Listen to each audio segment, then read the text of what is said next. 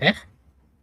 Oh, This is Brother Benson Media, and I'm joined with Makobura this evening or tonight. Mr. Makobura Barigani. good evening. Mimi niko salama nashukuru. Mm, Mambo yapo shwari. yeah. Mvua tu mingi huku Nairobi. Mhm, Kama kawaida tumezoea, it has been causing a lot of jam, and then the issue of summit that is also ongoing. mhm, Najipata siku hizi unaamka on a normal day. If for yeah. example you're going to work, you would take maybe a maximum of 1 hour. Mm, Lakini since this summit started, from 1 hour, the minimum you can take currently is 2 hours. So you have to adjust your time and okay. ensure that you leave earlier, or else there's a serious jam, Mm, serious traffic on the way. mhm. And then with the combination of the ongoing rains, it is something else. Like today, those who are living in Nairobi, Mhm. they can attest there has been serious traffic Okay. across the major roads. Okay. That's okay. Maybe you've just spoken about summit, and it is a good thing, especially when head of states, especially from other African countries, are coming, and this one has opened so many opportunities, especially for the days that they are going to be there. Those who are in especially in hotel industry, and those who have like the Airbnb and all that. It is a good business for now. But other than that, I was also following it up. But there are some issues that a majority of Africans were raising, especially yesterday when the president for the France, like this meeting is organized by them. There was those people, the audience, people were talking, and he came up and said that he's not, he did not like what was happening, and people felt like he did not respect, especially the people of Kenya, including Africa. Why would you talk to the audience, especially in African soil? And so many people have given that comment. That is one area.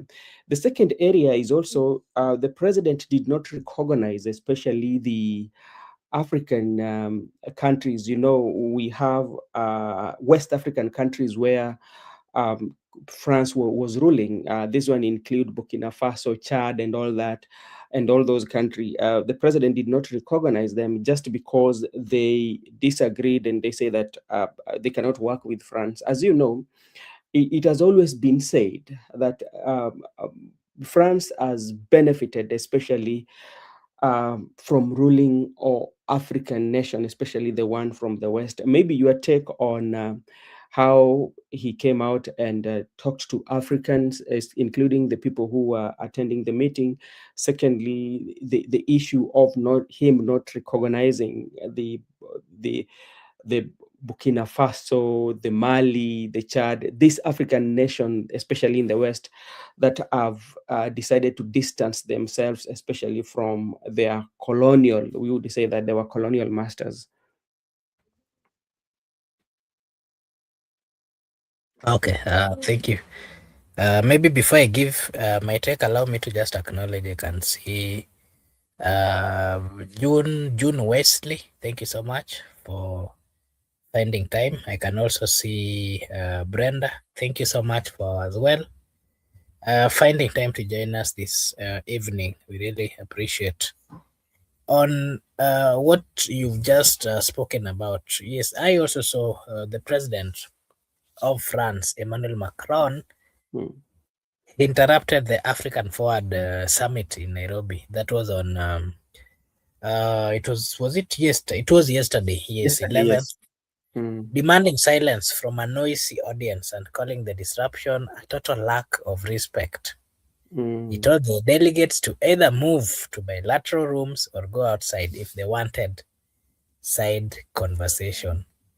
So, yes, like you've said, people have given their views. People have Mm. given their views, and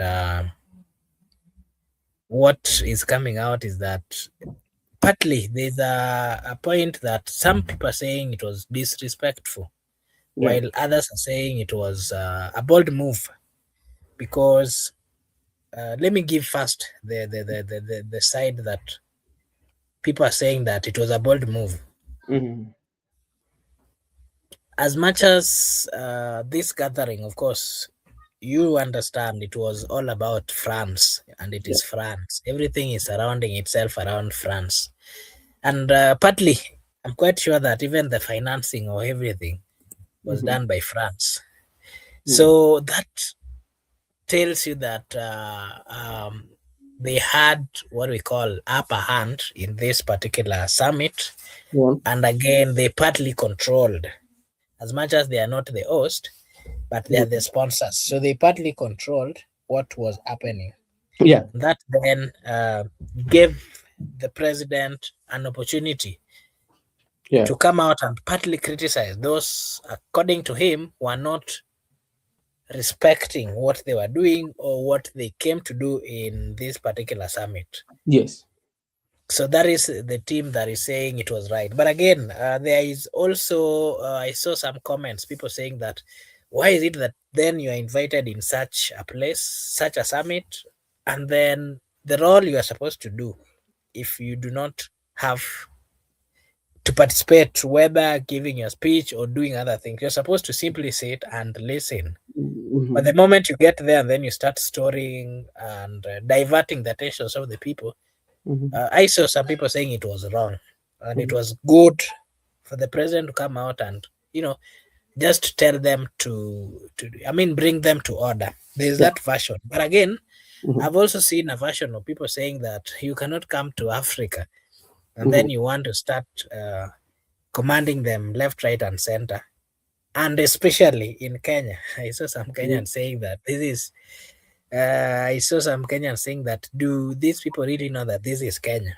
And if Mm. we continue this way, you can just call the Gen Zs to come and deal with them. Wakimbize Wakimbizi. 100 meters, Okay. in 10 seconds. Okay. So it yeah, there's this group saying that it was wrong for him. He would have Mm-hmm. partly, as a president, it was Mm. not right for him to just get out there like there was something big that was totally wrong. He Yeah. would have used maybe his protocol Mm. and ensure that the communication is laid across, Mm-hmm. because now it's coming out. If the way he did it, it's Mm-hmm. coming out to look like there were Africans are some people who are mentally uh, not really stable. Is it? I think maybe people see it as an extension of colonization, whereby even in your soil, you find that some you can still be commanded, and that is where people are drawing attention and say that that is not the right way. You have to at least show some respect for Africans, especially you, even if it was organized by yourself. So that is something that came out. Another thing also that this is out of it is that um, uh, uh, we know what has really happened, especially when you look at the West African countries and how the colonization of them, we call them the colonization of France, especially in this country, looking at even the minerals, what could be the disagreement with not recognizing the West Africa? Because, like, if you see what Burkina Faso is doing under the new president, look at what Mali is doing. They are trying to build their strong economy without colonization, because they feel that France has really, really, really benefited from African mineral in that area. But now you find that the president was not recognizing their presence, and it is in African soil. So my question to you now, when we wrap this one up, when you look at independency, especially of African and other states, whereby in this age and era, whereby we still talk about democracy and independency, you find that you're not being engaged just because you've disagreed with. What can you say about the him not recognizing them, and also what can you say about these African Western countries that have decided to disassociate themselves, especially with the French government, with the French government? It's, it is a positive thing and it is a good thing to Mm, always break or get out, break a yoke that is putting you or pinning you down. mhm. And that is the move that we've seen with the majority of the West African countries, most of the colonies of France. Yeah. Not just France, we've seen Europe, we've seen Britain, we've seen, we've seen quite a number of countries trying to bully Mm, their colonies and yeah. subjecting them to very tough or harsh kind of arrangements. Mhm. And of course, giving again a lot of what I can call conditions Yeah. that they have to meet for them to be recognized or to be assisted by the colonial masters. Mm, Something which is not right. You know, in this particular century, in this particular times that we are living, yeah. it is not right to bully people, and especially learned people, people who understands where they've come from, people who knows where they're going to, as Mm, much as they might not have the financial capabilities, but the fact mm, still remains that they can think for themselves, they can make decisions for themselves, yeah. and out of the decisions they can make, they can either decide to go on a positive way or a negative way. So that Okay. again has to be respected by the colonial masters. Mm, But what we've always seen is that they still think and believe that when that were because they colonized or because they were part of this particular countries, they mhm. still believe or think that they still can maneuver and conduct Mm, their businesses easily without uh, the authorization of the current state leaders. Something okay. that cannot happen in this world of today. So, to me, I can say that the countries that have moved away from that, broken that yoke, it's a good thing. Let them find the democracy. Let them fight for themselves. Let them get to understand their Mm, potential as countries, and we are seeing they're doing well. Faure Tore, there, I mean, is doing well in Burkina Faso. You know, mhm. he's done positive things, and the country is currently picking up on the right trajectory in matters of economy. And that is what everybody wants and expects, because not everyone here wants to suffer in whichever way. Mhm. But what really matters is the way the government is coming up with policies. Are they policies that are helping or touching the people? That is the most important thing Yes. that really matters. But again, on the question that you've also asked about this country is not being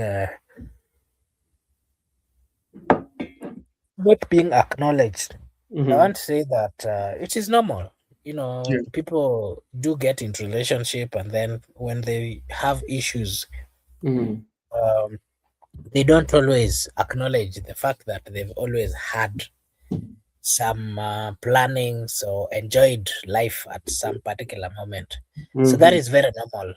And what I can say is that one thing that these presidents are not understanding is that Kenya is a different is a different country, and Mm. again it is being led by a different breed of the president, Yeah. one that can even bring even almost all the presidents, and you will promise them this, but you will wait to see it delivered. The other day, you saw President Ruto was in Tanzania, and before the president and the members of parliament, he Mhm. came out and said that this is the plan. We are going to build a multi-billion oil refinery here in Tanga.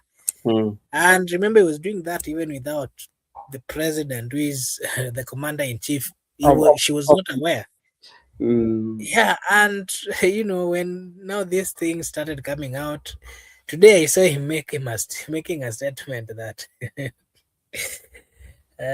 you know I saw that thing, and I'll just find it so that you see Uh, the comment of President William Samoei Ruto on that particular oil refinery, saying that uh, Now Mm. there's nothing you can do. It is the wish of the I don't know what.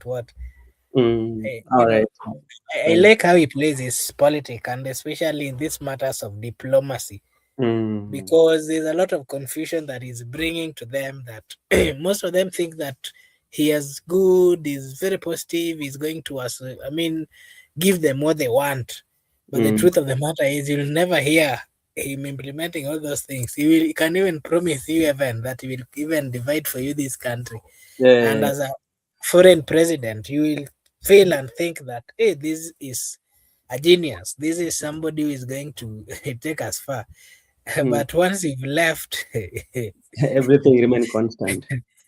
it's a good way. Look at when he went to the United States of America, the kind of recognition he was even given in America, one Mm. that there's no African president that has ever gotten. Look Yeah. at when he goes to Europe, Mm. look at the many times any country that he goes, he Mm. gets that attention. He Yeah. gets, you know, there's a lot that he does, and the outcome then people come to then question where is it that what exactly did the president promise, and Yeah. has he even fulfilled? Fulfilled. So those are some of the tactics that he's using. To me, Yeah. currently it is a positive thing, because again these foreign presidents, Yeah. most of the ones who are out of Africa, they have Mhm. misused Africans. Yeah. So if you don't also play a game with them, Yeah. then you as a country you'll never get anything positive. So Oh. partly, if you ask me, I think the current tactics that the president William Samoei Ruto is using to market the country, and Mhm. partly to interact or to get attention of the world, it's a good thing. Look Mhm. at what he did to the Kenyan tea. Mhm. You know, while they are in a serious business, he then forces them that they have to cheer. And at that moment, he says, "This is the Kenyan tea." And Okay. it's a smart way of doing or Mm. making your country known. Okay. Thank Hapo you so much. napea kongole. Okay. Thank you so much, Makobura, and hi to both hosts. That is at Joe J7D. Thank you so much for joining. Makobura, there's also something here about Ol Kalau by election that will be happening in July. We have united opposition, whereby we have Jubilee and DCP are parties that are making the united opposition. But now, what is happening is that the DCP and Jubilee parties intensify rivalry as Jubilee party unveils candidate for the Ol Kalou seat. Today, you know that Jubilee did not have a nomination the way DCP and UDA did theirs on Friday and Saturday. But what happened, they just veiled the candidate for the All Kalau, that is Jubilee. And they are in a united opposition, and they all want to, especially to beat President William Ruto. How is this one going to be possible if the united opposition are, are, are, are giving out two candidates? Is that one giving President William Ruto, especially UDA, a win in Ol Kalou?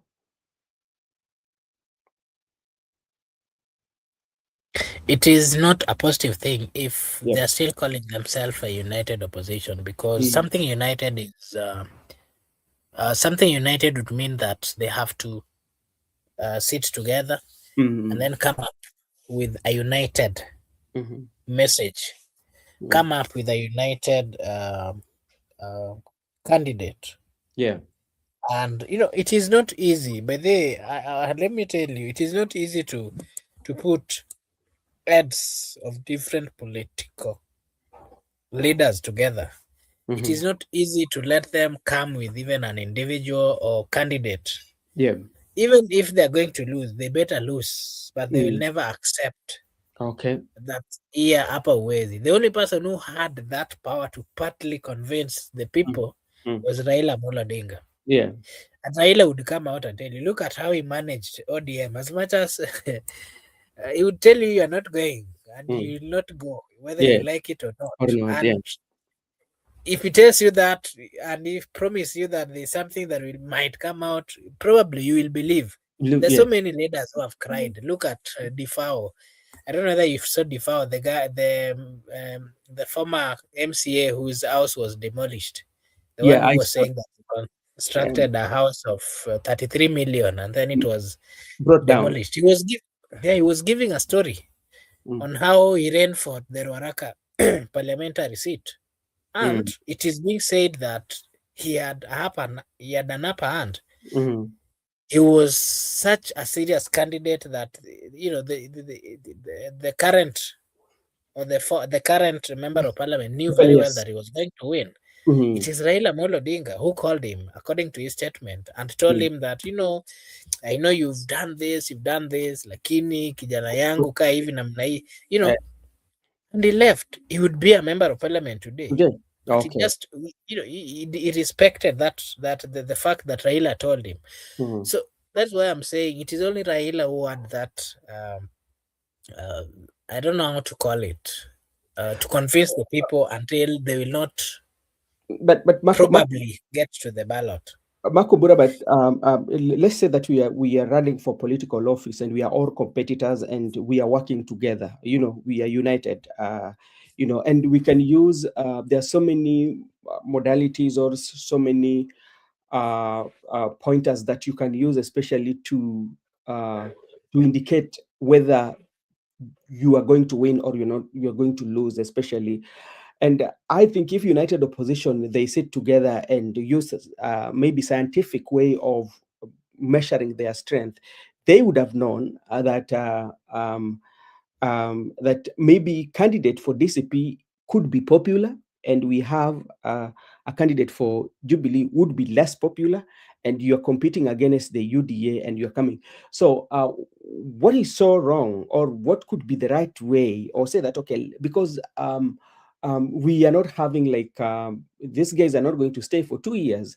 Why then could we just give one of the members of the united opposition and we offer them support? What was so difficult about that? And another issue maybe you can also talk about is about Jeremiah Kioni.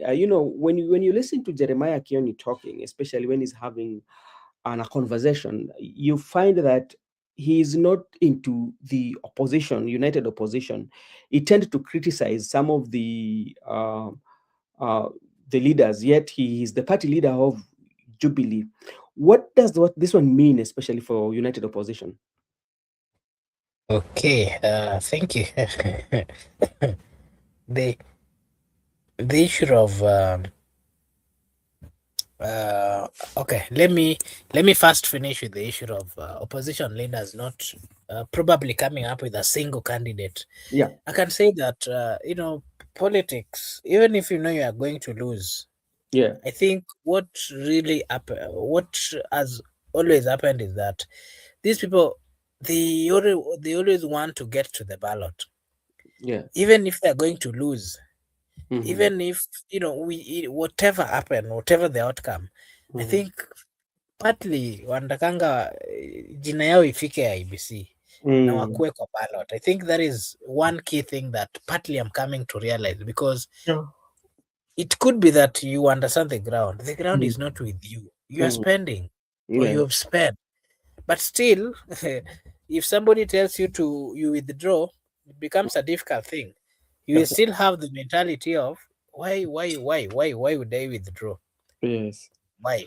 So that Uh, has always been a challenge, and I think the people, these particular people, they have always wanted to get to the ballot. But mm, me, if you ask me, it is good. Unity is mm. the only thing, and especially in these particular moments that the opposition leaders are fighting a giant politician, Yeah. and not just a giant. This is a politician who is in charge Mm-hmm. of the state, and Mm-hmm. not just the state, all the government machineries.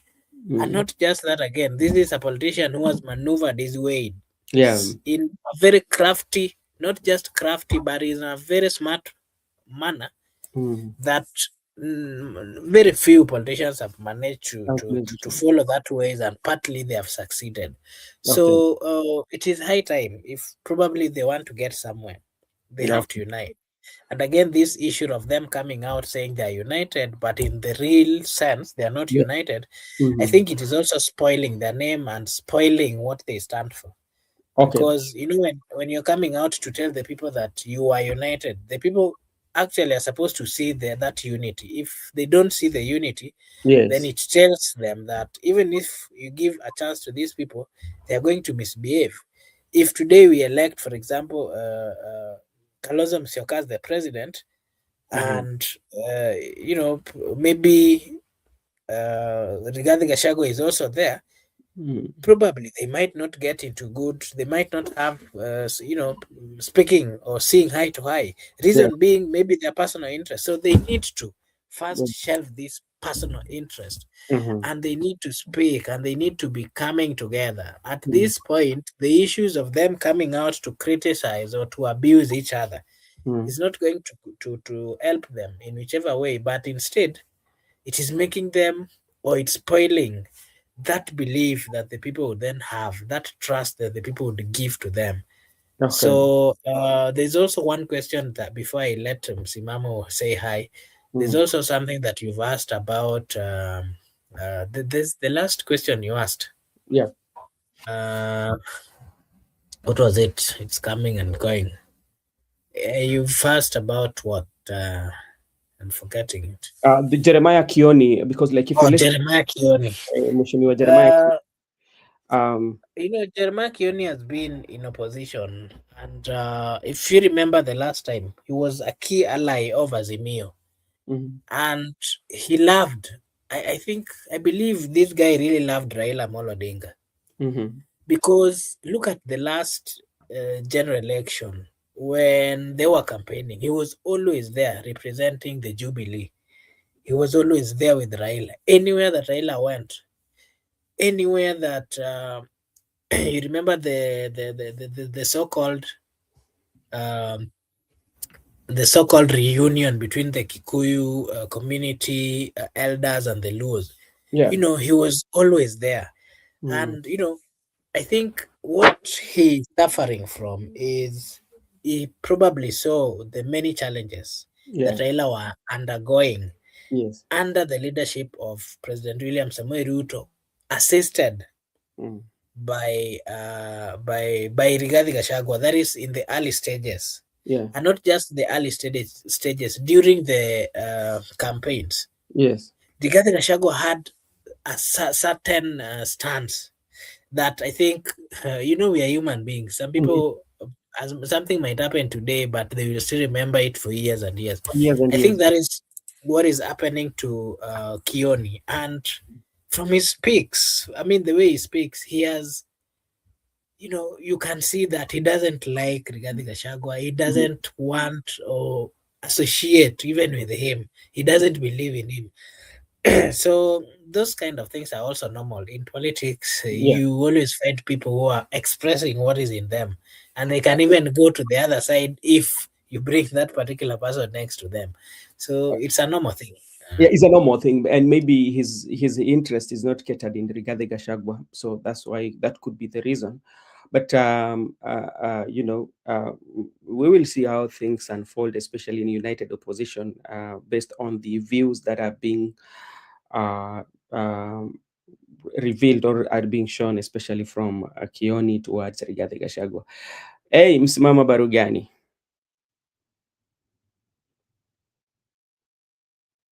Hello, msimamo. Vipi? Vipi baba? Safi ndugu yangu, Uko salama? niko salama. Nimepitapita hapa naona wenzangu, da mko mbele kweli, Le, si le, leo, imekuwaje leo? leo tumekuja Mark tukichelewa kidogo. hata hajaniambia kwamba kuna show. Jamaangu, mbona Mark ama amefanya ilikuwa vibaya. ni Ma- Pole bwana na Msimamo. wale Mimi ambao pia wana nimekuwa na shida kidogo, mm, mvua mingi Nairobi, nimejipata tu nimefika nikasahau ndugu yangu Wambavu ambaye amekuwa nasi. Pole sana bwana Msimamo kwa kutokuambia? Bwana, nimezipokea pole hizo kwa moyo mkunjufu na sina shida. Madamu safari budi nijiunge haswa kwenye pale ambapo mmeanzia. Mtanieleza sasa nitaanzia wapi. Kama kuna maswali basi mimi nipo, lakini awali ya yote niwasalimia ndugu zangu wote kule upande wa pili wakiongozwa na Juzi na wengine kule. Okay, asante sana. Swali ni je, tunaona kuna uchaguzi mdogo ambao inakuja mwezi wa 7 na tunaona United Opposition sana sana Jubilee na DCP wote wameamua kutoa waniaji na wako na wapinzani wao ni UDA. Labda jambo hili inaonyesha nini kuhusu sana sana ushirikiano wa hizi vyama ambazo zimekuja pamoja, United Opposition, na itafanya UDA sana sana kwa sababu wao ni upinzani wa jadi watashinda. So labda hebu tuambie, ni kuna shida mahali ama hiyo ni kawaida tu, tunaweza sema kwamba ni demokrasia ambayo wanajaribu kuonesha?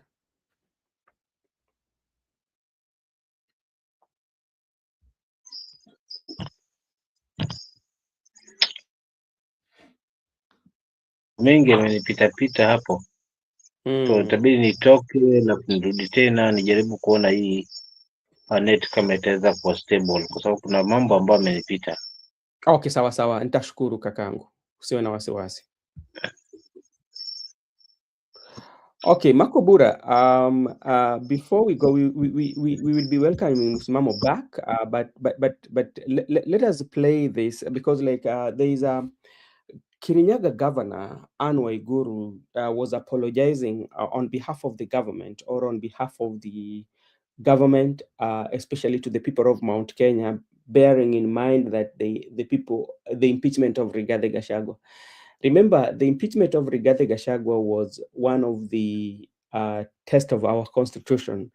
And people believe that immediately after the impeachment of Rigathi Gachagua, he was going to disappear from the political scene, or he was not going to be anybody about, especially when you talk about Kenyan politics. But Rigathi Gachagua, would I say, has really evolved from the impeachment to forming a political party, and now is somebody that you cannot ignore, especially in the political space, whether you want to nickname him like a tribal leader, or you love him or you hate him, but you cannot ignore him in the political leader. And his party, especially the DCP, if you look at the Mount Kenya, it means that it is gaining traction.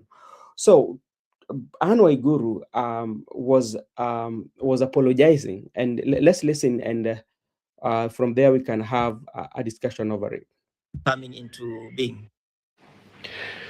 Gavana wa Kirinyaga Anne Waiguru ameomba msamaha kwa niaba ya serikali kwa wakazi wa eneo la Mlima Kenya kufuatia kuondolewa mamlakani kwa alikuwa naibu rais Rigathi Gachagua mwaka wa 2024. Waiguru alijitenga na mchakato wa kumng'atua madarakani Gachagua, akisema hakuhusika katika hatua hiyo kwa kuwa haikuhusisha uongozi wa serikali za kaunti. Akizungumza wakati wa uzinduzi wa mradi wa maji wa shilingi milioni 200 katika eneo la Kandongu, Mwea, Waiguru aliwataka wakazi kupokea msamaha wake pamoja na ule wa serikali na kuungana katika kumuunga mkono Rais William Ruto katika uchaguzi ujao. Alisema kuwa licha ya hasira na msukosuko wa kisiasa unaoshuhudiwa katika eneo hilo, wakazi hawapaswi kufanya maamuzi ya kumkataa Rais Ruto kwa misingi ya hasira, bali wanapaswa kufanya maamuzi ya kisiasa kwa busara.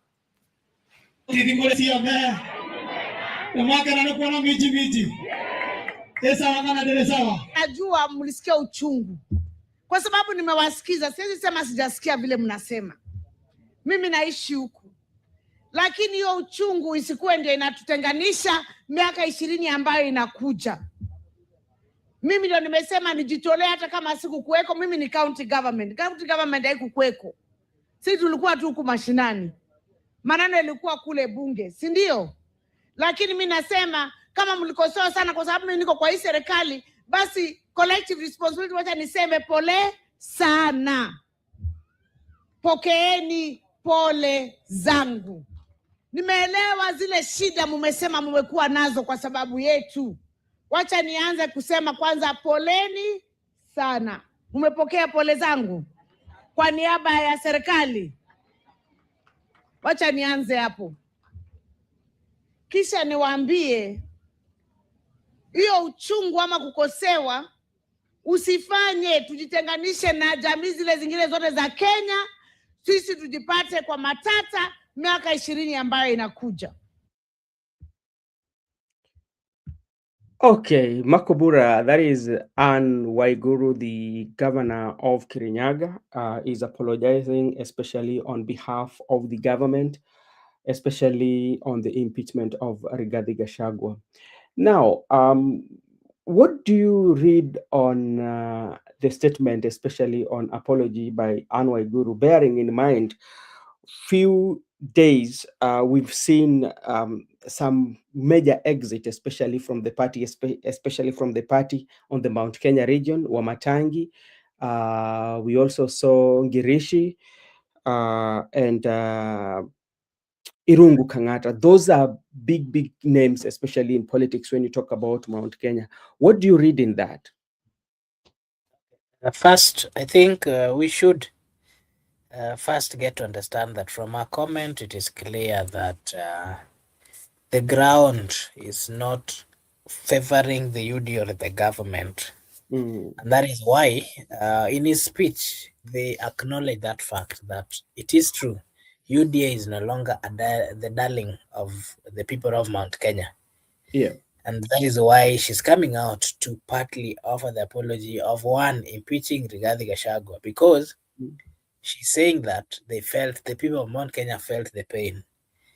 But again, she's trying to distance herself from the fact that Rigathi Gachagua, some of them participated in the impeachment. She's simply coming out clear to say that I did not participate in this particular, I did not participate in this particular impeachment. And again, she's contradicting herself. The reason why she's doing so is because she's the head of the county government of Kirinyaga. Yeah. It is unfair for her to come out and say that she's apologizing on behalf of the national government. She is the president of the county government of Kirinyaga. Let the president, let the deputy president, let the cabinet secretaries come and speak about the national government, and more so apology if suppose there is that is being made to the people of Mount Kenya. So that channel that she is following, especially after distancing herself, saying that wao walikuwa mashinani. Let her speak about the things of mashinani. Let her not get to the national level that she's now speaking on behalf of the national government, of which it doesn't make sense. So that again is a clever way of trying to woo the people to accept something that in their eyes is already rotten and rotten to the core. Jubilee, UDA in Mount Kenya is rotten. I can tell you, it is rotten to the core. It is not going to work. It will not work. A clear demonstration is seen there in Olkalau, where 1,000 people are turning out in the nomination process for the UDA, and maybe 8,000 or 10,000 turning out for DCP. It is clear. They're simply telling you that as we are done with UDA.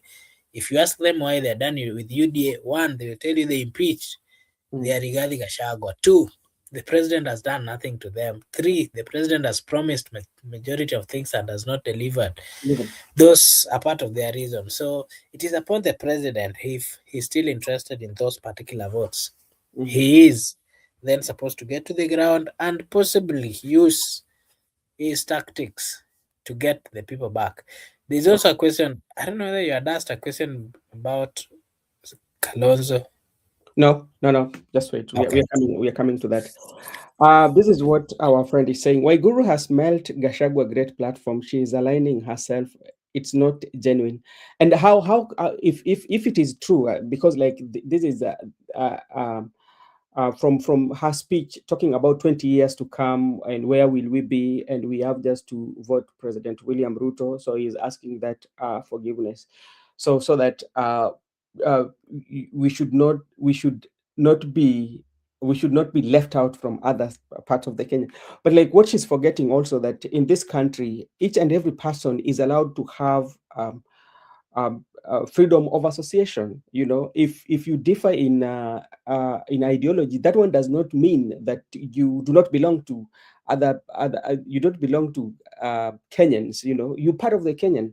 That's why during the time when President William Ruto was running, remember Anne Waiguru, especially if you look at how she got the governor position, Girishi was running against Waiguru, remember? And at some point, especially, he was in the BBI, the Raila Uhuru side. Then he jumped the ship and went back to President William Ruto, where Girishi today was saying that he was told to go and run for the MP from where, and she decided to run as a member of parliament, as a governor, an independent candidate. So I think what Anne Waiguru has, to me, this is what I think. Anne Waiguru has really sensed the defeat,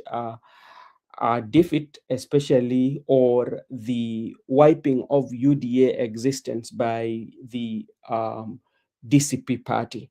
So what does it do? You are trying to tell people, okay, we know we did a mistake, as now when we realize that this was a mistake, now we are asking for apology, and let's come together and re-elect President William Ruto.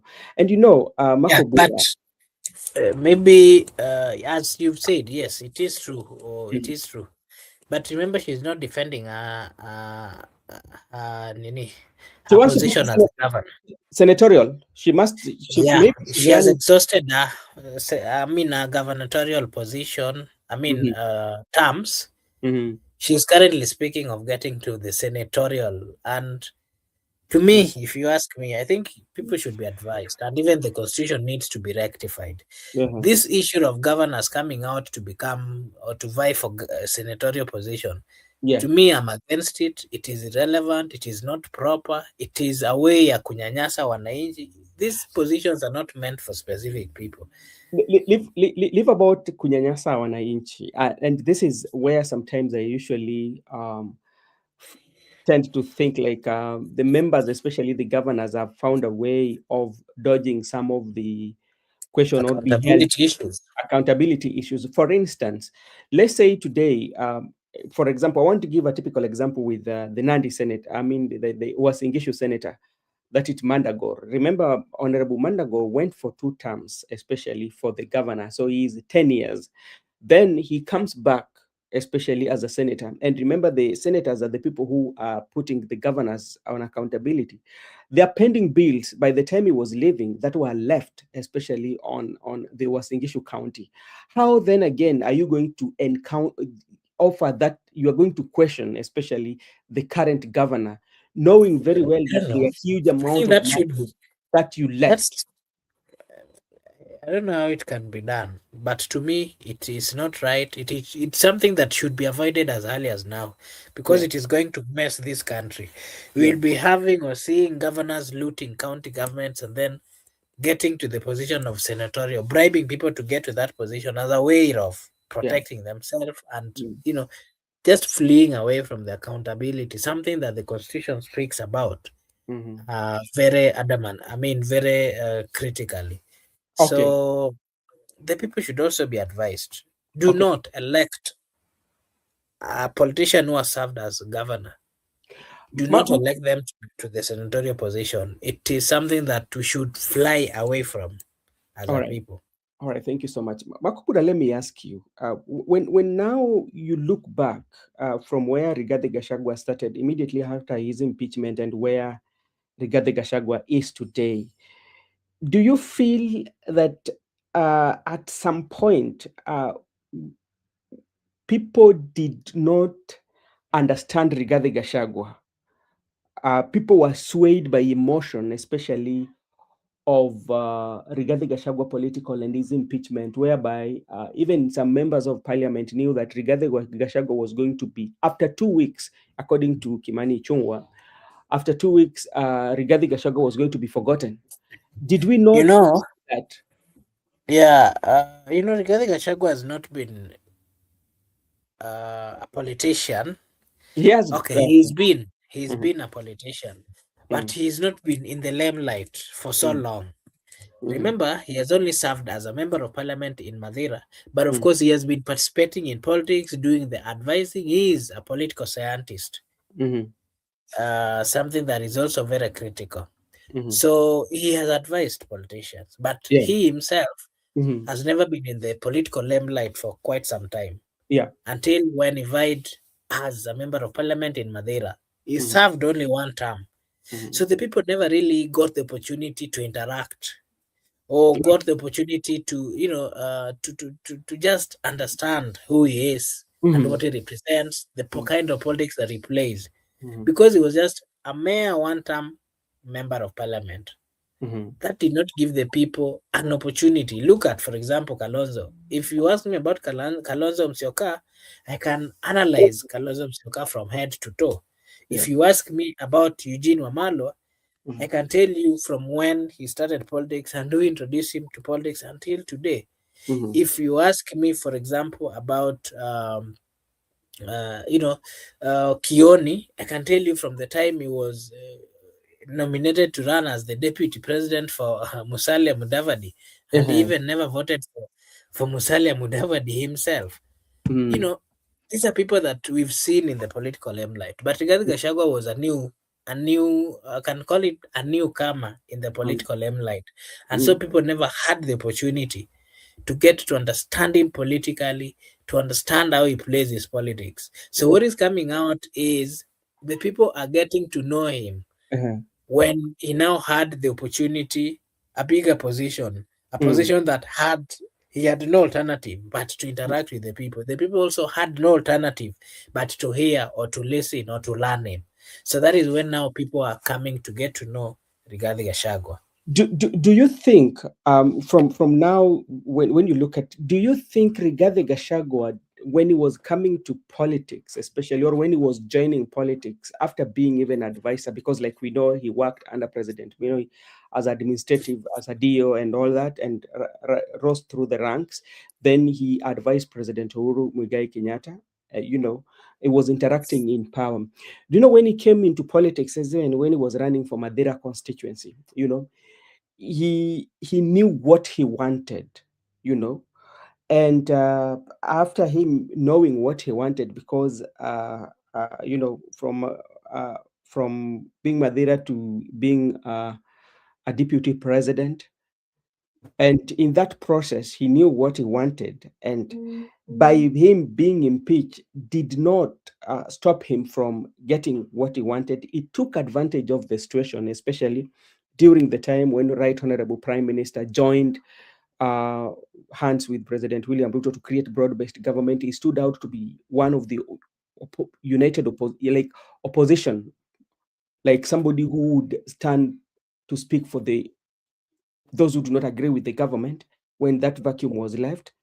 Then he took that and people praised him and said that this is he's doing better than Raila.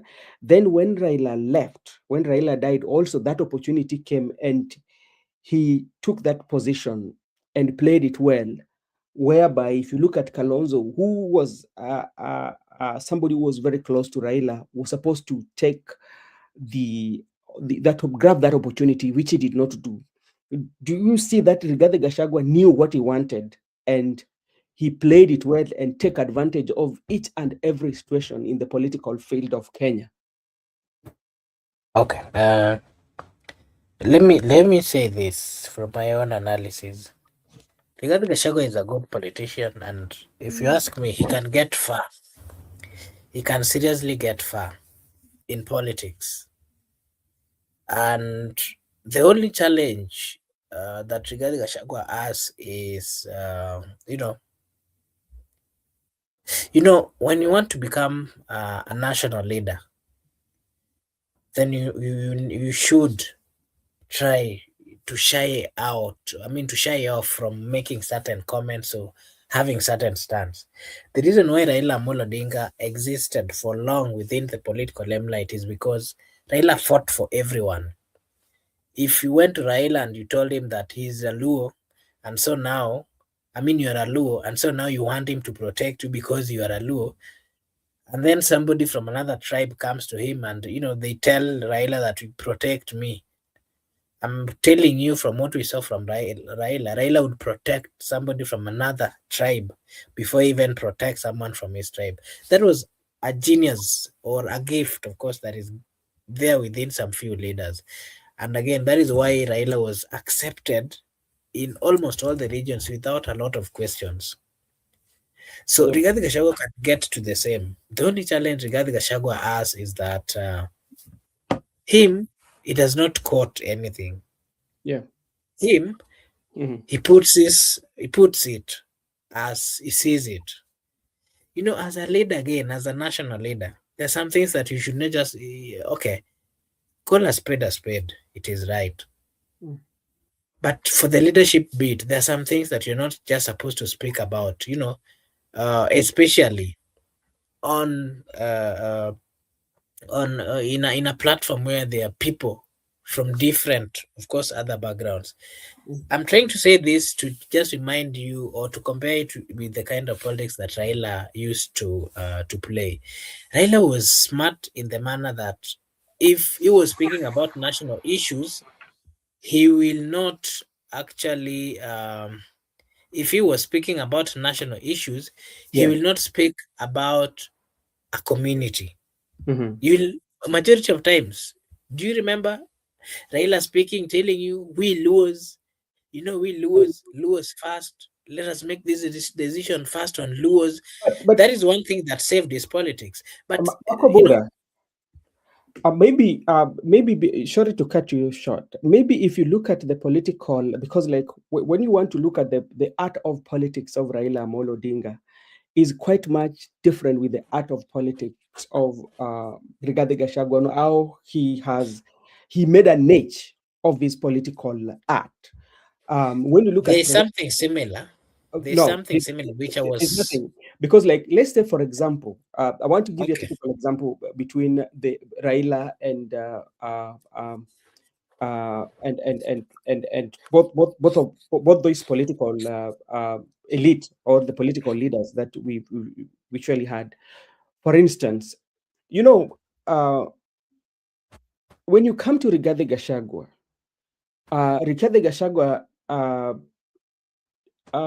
he tend to be somebody who speaks the way it is, especially when it comes to tribal issues, when people are talking about their region.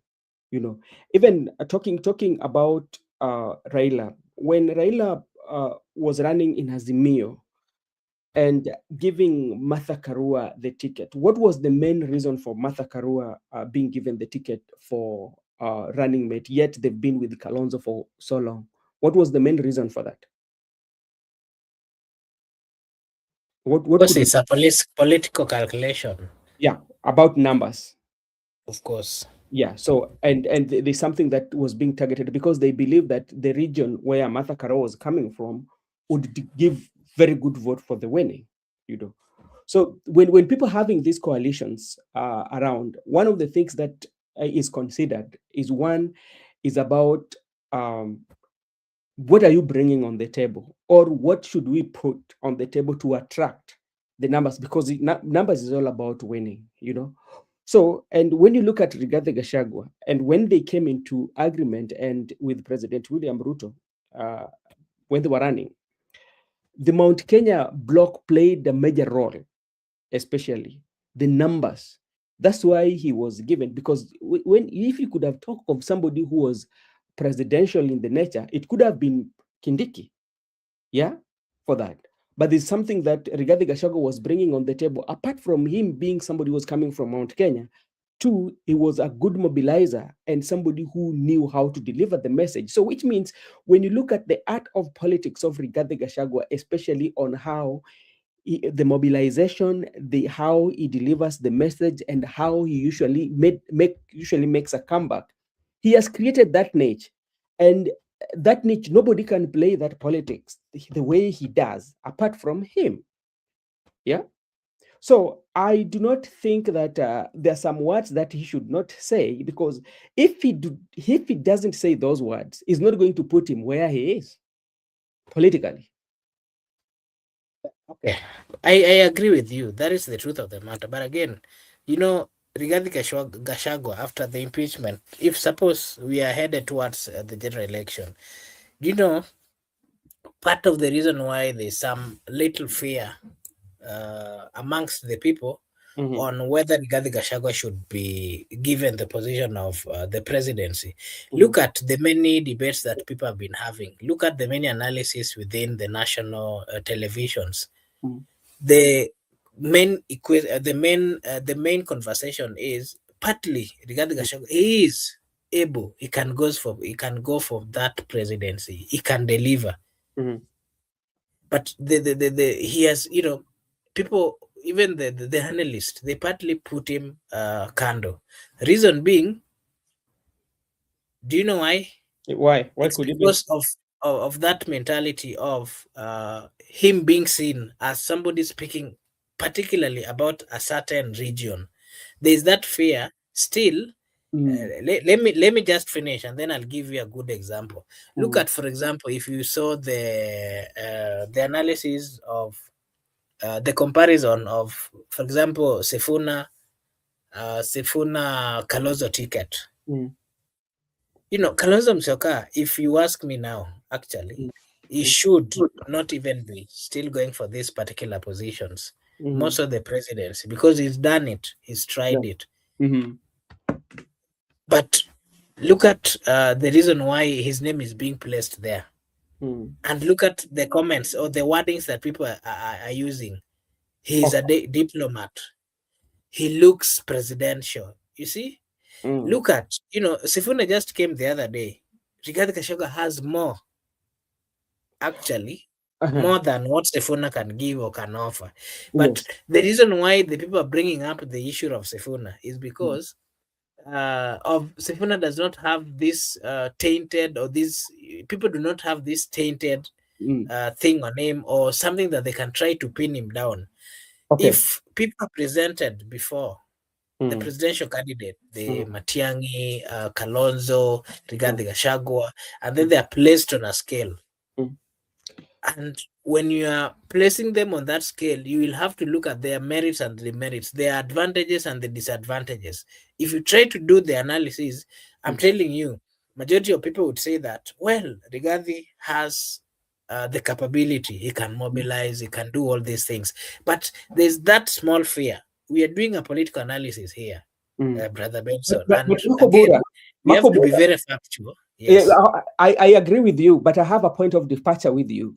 Tell me, especially because like you are doing political analysis and giving the comparison, and you've said all that what Rigathi has said, and which makes him not to be preferred presidential due to the fact that he tends to speak about his backyard, which is not bad. I'm not actually saying it is bad, but because now we all come from certain communities. Yes, we do. Charity, of course, just like our good friend here said, it starts from home. So maybe if you would want to explain to somebody, what if Rigathi Gachagua talks about shares, and these were the shares that we are supposed to be given, and Wanga of recently also said that when we are going into negotiation with the UDA or with the current government, we need to have 50-50 shares. What Wanga says and what Rigathi Gachagua says, it is not different. But why is it that?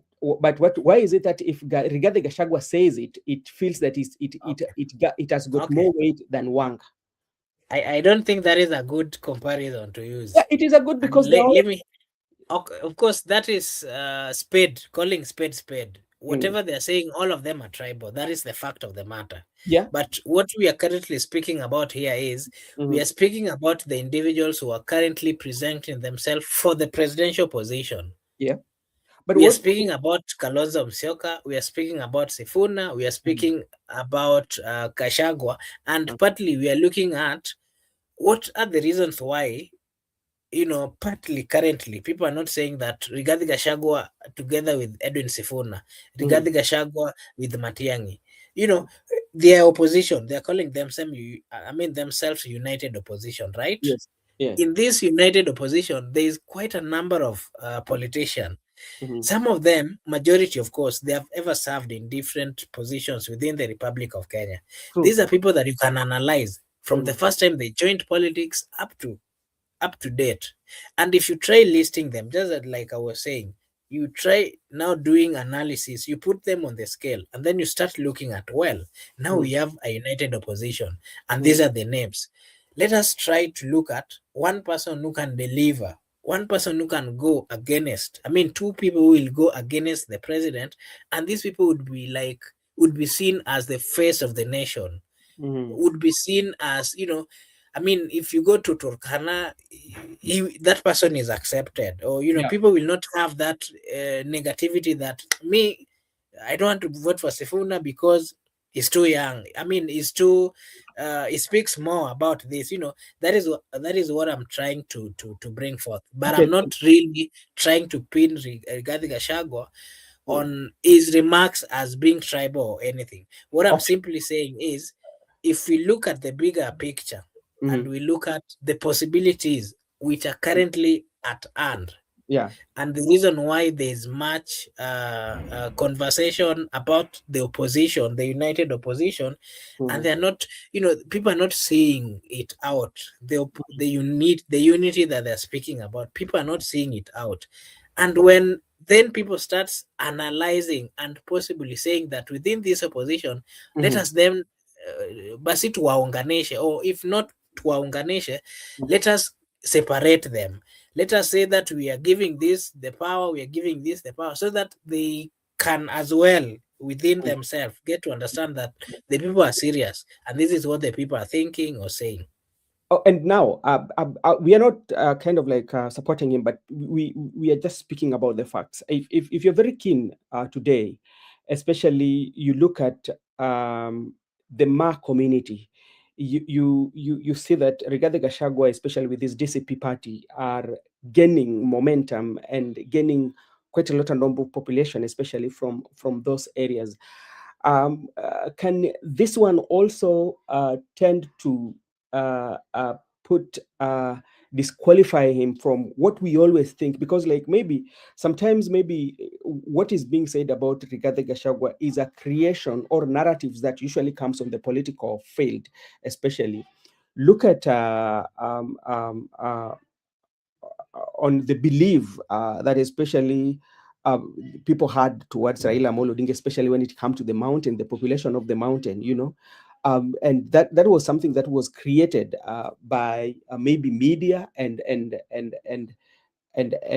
the opinion shapers in the country, especially to stop him from getting the votes out of Mount Kenya, because ever since Raila started running, it is only in 2022 that Raila Odinga got almost 1 million votes from Mount Kenya. And with what is happening with Rigathi Gachagua, you're seeing that traction, especially from the Ma community. He won an MCA seat. And with what is now happening in the Emurua Dikir, hopefully if we win the election this coming week, it will speak volume. What do you say about that? Despite Yesterday I said that currently ODM is at a confusion level. Yeah. They do not, the supporters of ODM do not go whether they are going right or left. They are confused. Yeah. But again, this is a party that was loved by majority of the people of Kenya. And this is a party that had supporters in almost all the regions. Apart from the political party that the former president and the current president used, that was Jubilee or the TNA or whichever, which was mostly dominated within the central region and the Rift Valley. The Rift Valley. ODM is one party that you'll find it not so much in Rift Valley, but you'll find its presence. Something that was so rare. If you compare, for example, Jubilee, you will find that Jubilee is more dominated within certain regions.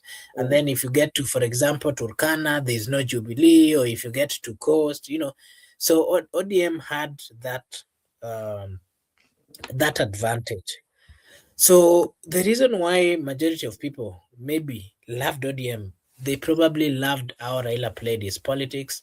They probably loved how Raila articulated his issues. And just like we were saying, Rigathi Gachagua is coming out to partly emulate or try to follow the politics of Raila. He is not doing it, but he is also doing his own politics, his own style. But now the people are used to a certain style, the style of Raila. They are missing it. But Rigathi Gachagua is coming out to, to partly speak about the issues that Raila used to speak about. He might not be using the same language. He might not be using the same exact formula, but he is coming out to speak about these issues. In whichever way he's doing so, he's the people, the followers of Raila still feels that with no ODM or with no one coming out to speak about it, there's this person speaking about it. And that is why you're finding that DCP, I can tell you for a fact, DCP is going to have so many followers, not just within the Mount Kenya region. The majority of Raila supporters, especially these ones when you wameacha kwa mata, they are going to get into DCP. Reason being, Rigathi Gachagua can get out and call the president name, something that Raila would comfortably do, and there's nothing that they would do for him. Rigathi Gachagua can come out and partly tell the president what to do, something that Raila would do. So there's that, as much as they are missing Raila, but they are finding someone that they can associate him with. And that is why I said yesterday, if you can remember what I said, that ODM still has a chance, as much as they're having their own quarrels amongst themselves. If the people who are currently holding ODM hostage, that is the side that is joining the government, if you ask me, the advice I can give them is that let them leave ODM party and let them join UDA. Let them leave this party to these people, this team that is ready to work and speak about the issues as Raila used to do it. I think that is the best thing they should do, because if they feel that they are the majority, then even if they get to UDA is going to, it's going to be a powerful, or partly they will be favored in the regions where they're coming from. And again, with the support of the state, they will still manage. Where the fear, let them just leave this party to the people who still have the spirit of Raila Amolo Odinga, ndio waiendeshe. Because if they do so, I can tell you, ODM is going to revamp, and ODM is going to maintain the momentum that it maintained when Raila, it will not even the ODM party itself, it has how that the party leader Raila Amolo Odinga is no more. It will still believe that Baba is still there. So that, I think, could be my view on that.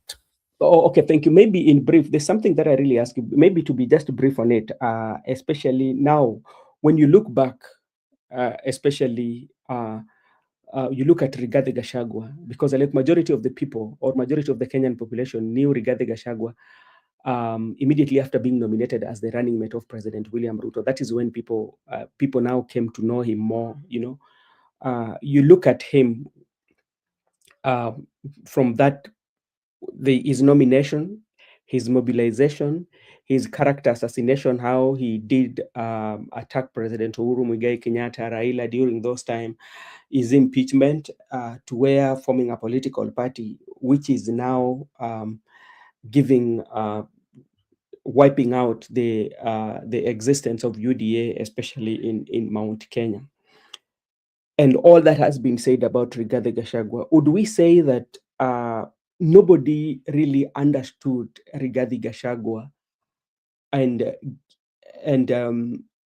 gave correct analysis of him? Because in the initial stages, especially during his impeachment, everybody was convinced beyond reasonable doubt, except Rigathi Gachagua, that he was going to be politically finished in 2 weeks. And that is one. Then after that, then also talking about that nobody knew him, because impeachment, nobody would want to go through impeachment, because this is kind of like something that finish you politically, especially if you look at the Kenya constitution. But Rigathi Gachagua decided not to resign and decided to face off, especially the challenges of impeachment to the end. Until today, he's still fighting for that impeachment. What can you say about people not knowing Rigathi Gachagua? Did we miss some point, or did we miss something out of Rigathi Gachagua? Okay. Just like I'd said, the people really, majority of people, probably, if you ask me, I personally did not know Rigathi Gachagua until he was nominated as, to run as the deputy president. If you ask me, okay, I knew there was a member of parliament by the name Joseph Rigathi, Gachagua from Madeira. But I'd never, apart from this time that he was now selected to run as a deputy president, I'd never seen him speak. I'd never seen him address the crowd, the crowds. And so everybody, majority, apart from maybe the people from his constituency or the people from Mountain, probably had interacted or seen him. But majority of Kenyans had not. And it even... I'm quite sure even the members of parliament, because that was, he had just served his one term. And you normally know that first timers in parliament, they are not always as vocal and they are not always known so much. And remember, majority of them also do not speak in the parliament. So you'll not get to interact or to know the personality of each individual. So I think that might also have played a role, because he was not known until now, when the opportunity to know him arose. Yes. And partly I can say that the wave or the the wave also partly played on his side. You know, truth be told, me, if you ask me, I'll be very open. I'm not a lawyer, I'm not a constitutional expert, but I'm a Kenyan. I have my own instincts, and I know what is right and what is not right. If you ask me regarding Gashagua's impeachment, I'm giving my own view. I'm not giving it based on the constitution or whatever, but based on what my eyes were able to see and my personal analysis. I can say that regarding Gashagua's impeachment was not fair. The reason why I'm saying so is because under the circumstances that he was elected or selected to be the running mate, it was not an easy thing. And we've seen majority of people who participated coming out to give their view. It was not easy. It was not easy. It's something that took them long, and it was not easy to settle on somebody. So by the fact that he was given the opportunity to run for that particular position, then that tells you that he himself also partly invested. And we've had so many things that he was moneyed. Probably that is one of the reasons why he was chosen, and his ability to mobilize. Those are key issues. You know, for you to be taken within the panel, in a panel, and the panel has to go about your history and pick you, then that is something that has to be respected. Because if you remember how many hours or days or months the people of Kenya waited for for William Samoei Ruto to unveil his deputy, and if you remember how the news that were coming out, you know, people had to come out and sympathize with Rigathi Gachagua, because if they remember how rigorous, if they remember how partly they invested in it, and now the outcome is, after going through all those things, the accusation now you are being told is you are tribal, of which every politician is tribal. That is a fact. The only issue here is probably his was I don't know how tribalism is measured. You know, I don't know.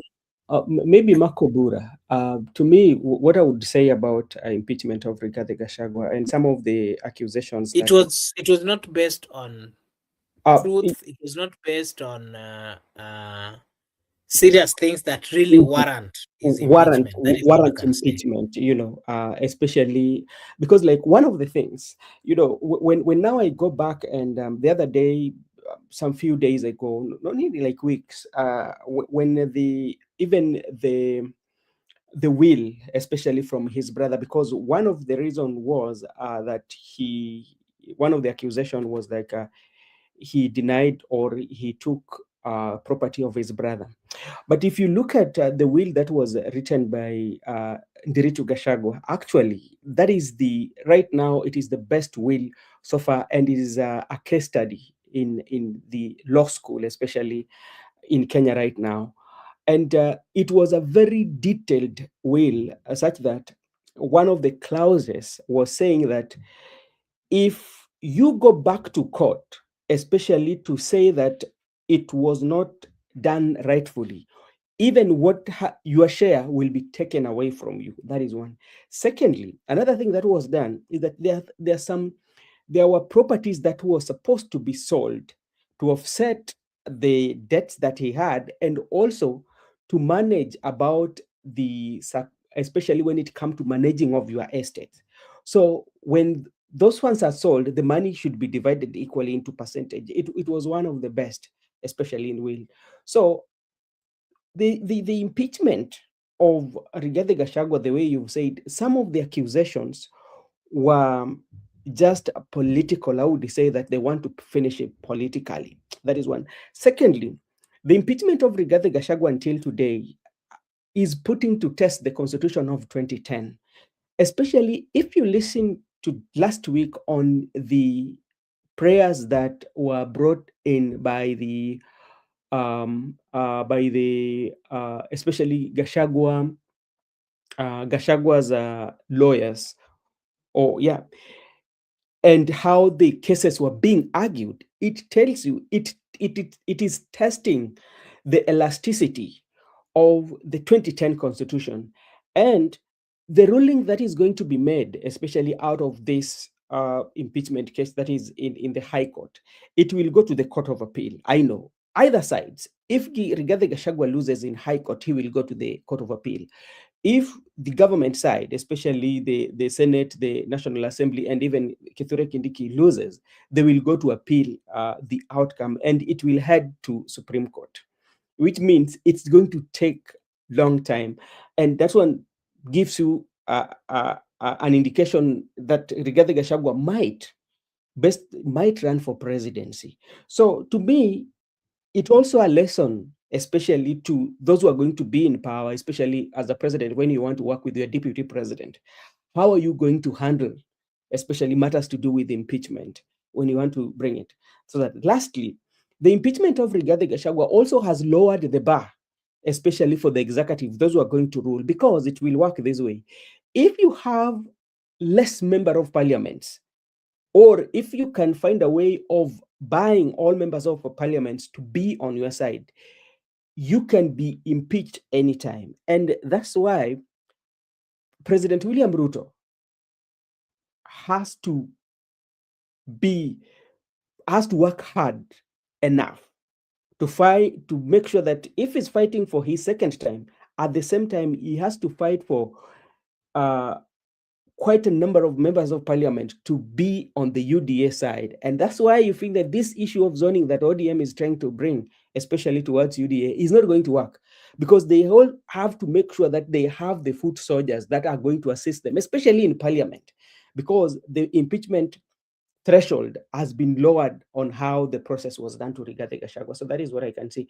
Makobura, you can host, especially I'm coming back.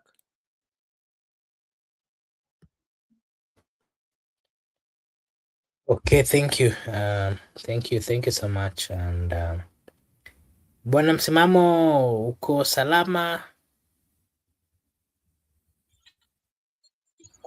Kwa sawa, nashukuru. Okay, thank you. Yeah, so maybe I think unaweza tupea tu maoni yako on, I don't know whether you've seen the analysis. It was in was it NTV or KTN? The analysis of the expectation of the opposition in 2027. There is this narrative that a Sifuna Kalonzo ticket, that is a ticket with Sifuna going for presidency and Kalonzo as the deputy president, would probably or might probably have or get them presidency home. There's that narrative. And I just wanted to hear your take on it and what you think or you believe about it. If that combination can work out, and what are the possibilities? And the people who are speaking about it are saying that it could be similar to what happened in America, where Barack Obama, together with Biden as his deputy. You know, Biden was a long time politician, but when Obama came as a first timer senator, Biden accepted to be his deputy, and that made them win that particular seat. It is also being compared to what we are seeing in Kenya, where Rigathi, where Sifuna is a first timer in the politics and the senator for that case, and Kalonzo has a lot of experience. So they're saying that there is a possibility. If that case, if the opposition decides to go that way, there's a higher possibility that they might win. What are your views on that particular? Sifuna ni deputy ama Kalonzo ni deputy? As Sifuna, you can give us your views on both because it's just an analysis. Sifuna as the president with Kalonzo deputy, and as another scenario where Kalonzo would be the president and Sifuna. The ticket has to have this the two.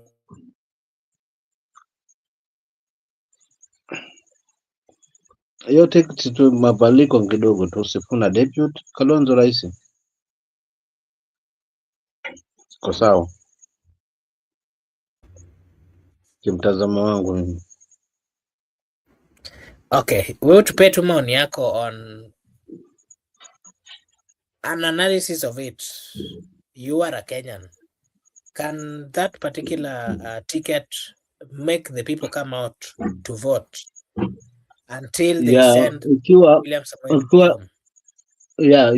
Ikiwa Kalonzo atasimamishwa kama president na Sifuna awe deputy, hiyo ndo tiketi ya ushindi.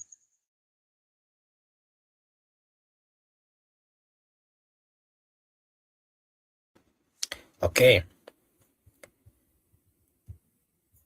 Okay, so I get it. So maybe something else you can give us your take on is Uhuru Muigai Kenyatta's diplomatic move. Uhuru Muigai Kenyatta was missing in action at the France summit here in Kenya, but suddenly he was seen in Uganda, and not just quietly visiting, but being acknowledged with jubilation when the former presidents were being acknowledged and his name was mentioned. There was a jubilation from the people of Uganda. So the question is, what is your view on what the people think about Uhuru Muigai Kenyatta internationally, and not just internationally, in Africa? And again, politically, what does it mean here in Kenya? Does it mean that he still has the power, and probably there's what the people of Kenya are missing in him as a leader? Bwana Rigathi Gachagua, Bwana Msimamo, you'll come to give us your view on that. But let me just read this. Right now, the opposition should leave their self-interest aside if they really want Ruto out. At the moment, it looks like Ruto has the upper hand. It is true, and that is what I was saying, that it is not going to be easy for them to win if they have different political interest. And that is why I was also still insisting that if they want to succeed, there are certain conditions that they have to ensure that they get into, because, you know, Azimio would have won the last general election easily. They would have won the members. I mean, they would have had the majority of members of parliament, both in the National Assembly and in the Senate. Probably the reason why they never had that is because Azimio had so many political parties, and all these political parties, they ended up fielding candidates. So you find that a politician within ODM is probably getting number 2. Okay, let me give a typical scenario. You'll find that there are five candidates. One UDA, the other one ODM, the other one Wiper, the other one NAC, the other one probably KANU. So you'll find that UDA is a single party on this other side, and then all these other 4 parties within the opposition, they are all wote wanang'ang'ania kitu kimoja. If there would have been a consensus, I mean an agreement between the political parties, and they field one candidate, Azimio would have easily won those particular regions. And that is one of the mistakes that they did make. So if this particular opposition, they can get to a level where they have a negotiation on themselves and ensure that they give one candidate for every position, then they might get to or have a majority in the Senate or in the National Assembly. Bwana Msimamo had asked you a question about what you think about Uhuru Muigai Kenyatta. He was absent in the France summit that is happening in Nairobi, but again he was seen in Uganda, and while he was acknowledged, there was a huge jubilation from the people acknowledging his presence. You can just give us your view on what you think about it and why he's still being respected and acknowledged. What does that mean again in the Kenyan way or in the Kenyan politics? And what is it that the people are missing in Uhuru Muigai Kenyatta? Sifa moja ana uongo mwingi ule, na bado ana ile heshima. Kama kiongozi anaheshimu ile ngazi aliyokuwepo, anajiweka katika mazingira ya kuheshimika. Unajua sometimes na vile ambavyo unapia haswa kwa machoni, lakini sasa angekuwa ni mwenye uongo nini na nini, basi angekuwa na sasa hilo ndio linamsaidia zaidi. Lakini pia the way ana articulate vitu vyake akizungumza ni mambo ambayo unasikia kweli kiongozi amezungumza. So that's why unakuta kwamba upenzi hata nje ya nchi kama vile Uganda, kwa kama wanavyosema, nakuta mhemko ule uliweza kumfagilia because ana maneno ambayo yanafungamana na kuonesha saa uongozi ndani yake. Ni vile tu kwamba labda pengine katiba yetu nimempa miaka 10, lakini still bado na ile joto sasa hivi la kuona kwamba angekuwa kuna nafasi nyingine pia haswa kikatiba, basi nadhani pia angekuwa rais mzuri zaidi. Unaona, kwa sababu ni mtu ambaye anajua jinsi gani kwa kuuliza jazba na jigani, yani amekaa kiongozi haswa. Ndio nakuta kwamba sifa hiyo bado inamlinda sana nje na hata nje ya mipaka yetu na hata ndani ya mipaka yetu, ndani ya nchi yetu. Nakuta kwamba anapozungumza wananchi unaona because hajafungamana na uongo mwingi. Sasa hiyo ndio sifa ambayo naweza nikazungumzia, na kwa nini ameweza kwa kushangiliwa haswa kule Uganda, because anaaminika.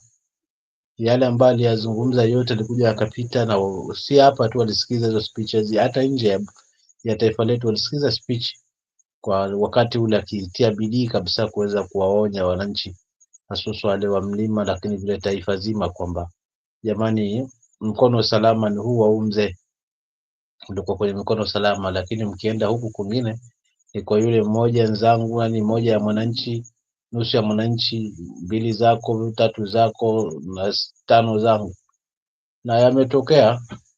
Ndio unakuta kwamba mwananchi amebanwa, ushuru umemkandamiza, lakini vile vile miundombinu na zile haki sasa za kimsingi haswa kama vile elimu, matibabu na usalama ni vitu ambavyo vimechezea haswa racket katika rejimu hii, tofauti na bwana Uhuru. So kwa kweli Uhuru bado ana deserve kuwa kiongozi hata kama ni mstaafu, lakini heshima yake iko pale pale, kwa sababu yani amekaa kiongozi haswa, hajaweka tamaa, hajaweka ukabila, hajaweka nini. Ni kiongozi ambaye ametulia kwa kweli, na kwa yale machache aliweza kuacha katika taifa letu la kuhusiana na miundombinu na nini, mabarabara na kadhalika, na mambo mengi aliyofanya kidogo yanampa sifa na heshima mpaka sasa hivi, haswa na upenzi kwa wengi, haswa wale ambao hususan waliweza kumpinga kwa propaganda, kisha baadaye wakaanza kujutia kwamba yale aliyozungumza Uhuru ni kweli mtupu. Kwa hiyo hajachuja haswa kwa wananchi ndani ya taifa na nje ya taifa. Lingine ndio nilikuwa naambia ticket ya bwana Kalonzo na Sifuna, kama nilivyotangulia kuiweka, kwa sababu tukimpa deputy Kalonzo alafu mwingine awe rais sawa, but that's italeta mushkil kidogo kwa wana Eastern. Watafikiri kwamba kiongozi yule kwa kuwa amekuwa mnyenyekevu, alikuwa amekuwa akivumilia swa anakupisha swa baba wakati ule, unaona, so watahisi kwamba ni wakati wa Kalonzo, so apewe hiyo doketu, kwa sababu hatuna uhaba wa viongozi katika United Opposition, kwa sababu si wao wataongoza tu peke yao, bali jopo zima lile likifungamana na kina Matiang'i, likifungana na kina Muturi, likifungana na kina Gachagua, likifungana na kina Martha Karua na wale wote ambao wanawafuatilia, wako na nafasi kubwa haswa katika serikali hiyo ambao wataweza kuunda.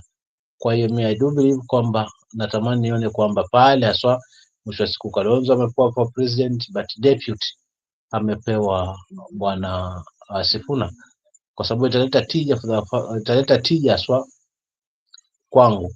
Naelewa fika kwamba Western wamedominate katika hiyo decade ya vice president, kwa sababu kuna Mudi Awori, lakini vile vile kuna Musalia Mudavadi, unaona, but kwa sababu ya ukomavu na sikio halizidi kichwa, unaona, basi ni haki tu wampishe kumpele heshima yake haswa Kalonzo, then tutaangalia miaka 10 yao ya uongozi, alafu Sifuna atachukulia pale na atakuwa ameiva kukomaa sio sawa sawa, katika hali ya kwamba akiachiwa taifa kwa kweli ataliongoza vyema kutokana na tajriba ile na kukaa karibu na hawa viongozi.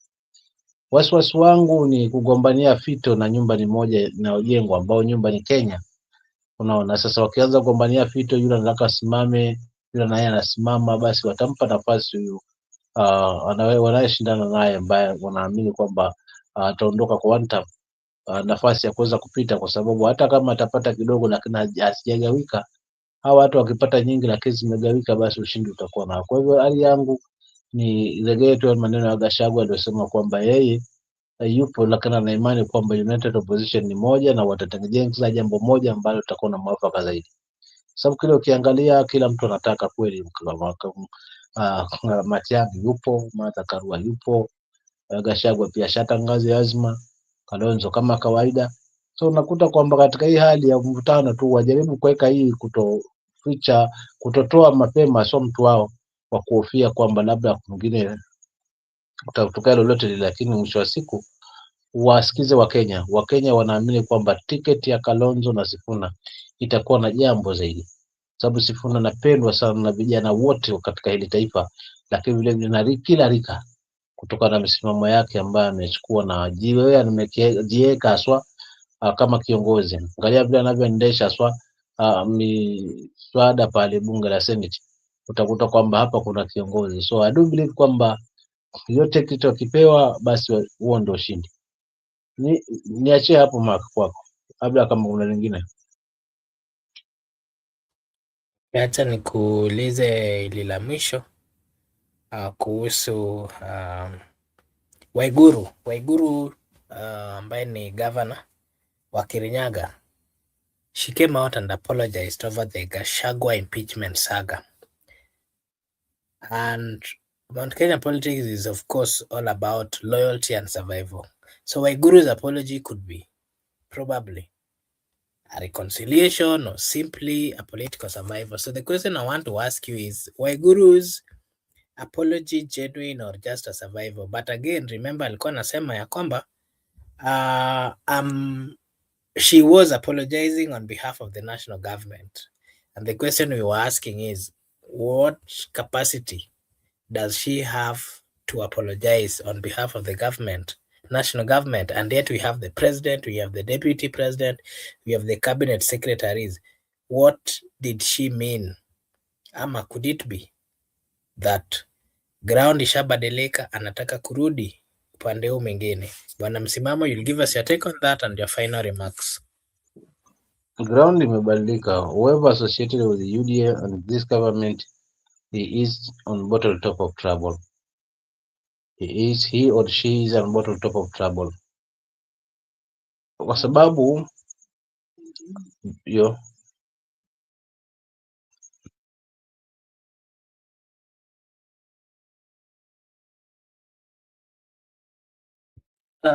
Bwana Msimamo, are you there?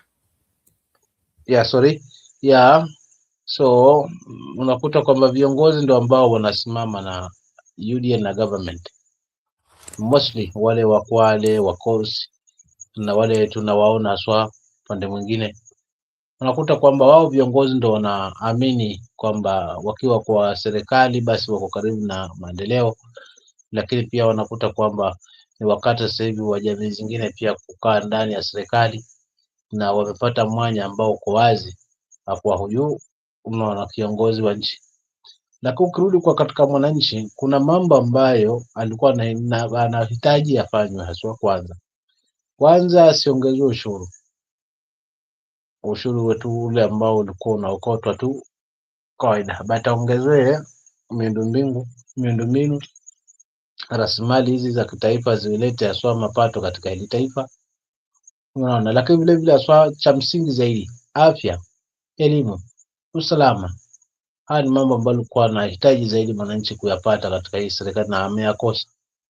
Kile ambacho ameambiwa ni masuala ya affordable house, unaona, barabara, tena hizo barabara zinakuwa launch mara mingi, unakuta sometimes barabara moja na launchiwa mara 6, 7, 8.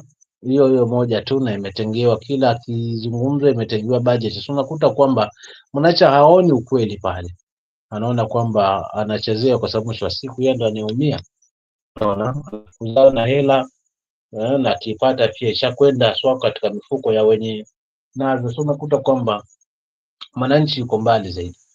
So wewe ukienda ukiuza sera za sasa inakuwa ngumu kuuza sera za serikali. So mtu anabaki kujiuliza, mimi sasa je, nitatetea unga wangu ama nitatetea kile ambacho hakiteteki? So Anne Waiguru ni dalili tu hii.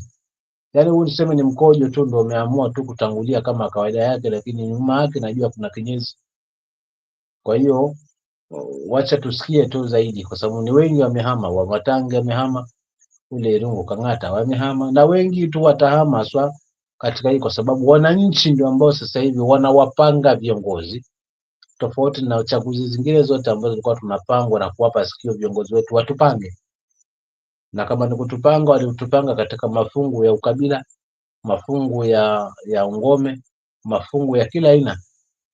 So this time around ni mwananchi ndio anapanga swa, na hususa waache pukizi wetu hawa jenzi. Tumeamua kupanga viongozi, utabaki hapa, wewe simama hapa. So nadhani tukifanya hivyo ndio tutanusuru hili taifa, kuliko kwamba tusubiri tupangiwe na viongozi, kwa sababu wote wale ambao wanatufungamisha na sera za serikali ni ukitazama kwa ndani zaidi ni wao wanajitafutia umaarufu, kwa sababu mwisho wa siku watarudi waseme tumefanya kazi kubwa mzee, atuangalie, unaona. So unakuta kwamba wao wanaangalia tumbo zao, lakini kwa kweli hawafeel ule mzigo ambao Mkenya ako nao. Kwa hiyo Anne Waiguru maybe asha sense kwamba ground inasemaje na huenda aka lose, kaona. So before a lose ni bora hasa hame mapema, aanze kuonyesha dalili za kuondoka, mapema za kuondoka haswa UDA, ili haswa kuhakikisha kwamba anafungamana kule ambako wananchi waliko. Wa Matange ameweza kuwapa hasa wananchi wake uhuru wa kwamba wamwamue ni chama gani atasimama nacho. but yeye yuko kazi. So mimi kwamba tayari katika hiyo hali mwananchi ashaanza kupewa shavu sasa hivi, kwa sababu ni tishio haswa kwa muda huu, kutokana na ule mzigo ambao ameweza kubadilishwa kwa muda mrefu, na hususan katika hiki kipindi ambacho amewekwa kasa katika ukuta na kona kabisa. Kwa hivyo nafikiri hilo ndio langu ambalo naweza kuzungumzia la Anne Waiguru. Langu la mwisho, mimi sina mengi, ni kuwashukuru wote ambao mmekuwa hapa, kaka Mark, brother Benson, na wale ambao wamekuwa kwa comment section. Mtaniwia radhi, leo mtandao wangu umekuwa moshki. Kesho maybe ni siku tutajipanga mapema vizuri zaidi, lakini